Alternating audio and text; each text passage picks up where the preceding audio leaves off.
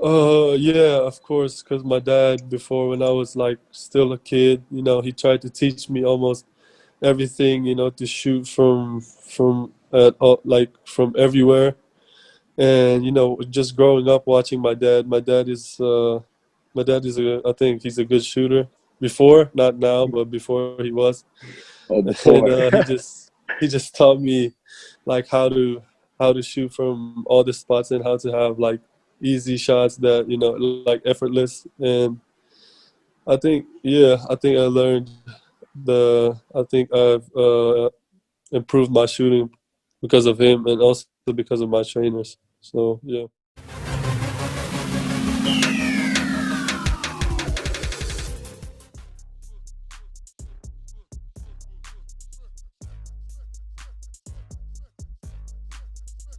Biggest challenges and obstacles being born in the Philippines and making it to where you are right now at 18 years old?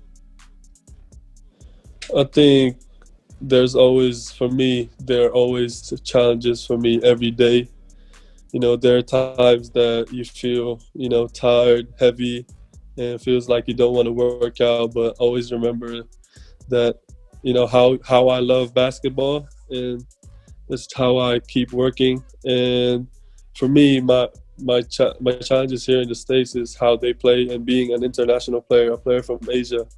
They don't really give you the respect right away. You have to earn it because you really have like great players here. So every time I play, I just have to earn everybody's respect and play my hardest.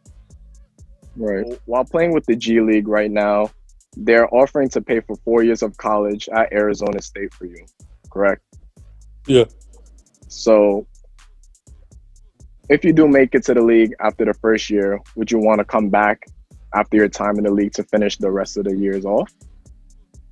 Um, that's a good question. I haven't really thought of that yet, but as like me and my mom always talked about, me studying and finishing college, and she always tell me that that is gonna be a big thing for me, and I do believe it is. So Right. I don't know yet as of now, but I always want to like pursue my education, and I wanna I'm excited to do and to study and what it feels like to be a college student.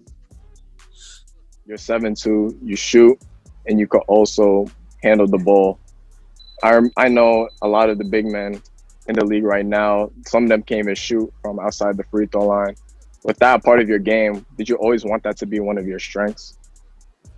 Yeah, of course, because my dad, before when I was like still a kid, he tried to teach me almost everything, to shoot like from everywhere. And just growing up watching my dad is I think he's a good shooter before, not now, but before he was. Oh, And before. he just taught me like how to shoot from all the spots and how to have like easy shots that like effortless. And I think I learned I think I've improved my shooting because of him and also because of my trainers. So yeah.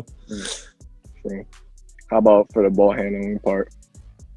Ball handling, yeah. My dad always knew that I'm gonna be this tall, so he Mhm. didn't start training me as like a guard, because growing up in the Philippines, I was always the tallest one. So every coach has to teach me how to be a big guy.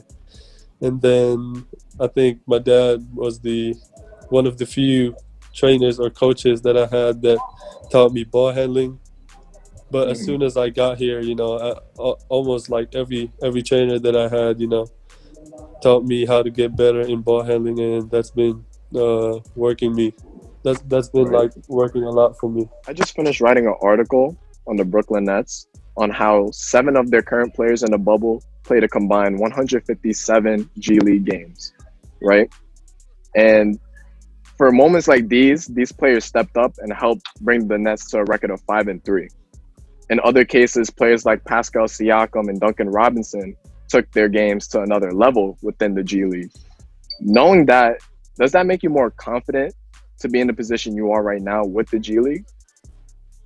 Of course, I think for an 18-year-old player coming straight out of high school, I think being in the G League is really a big thing for me, for a player like me.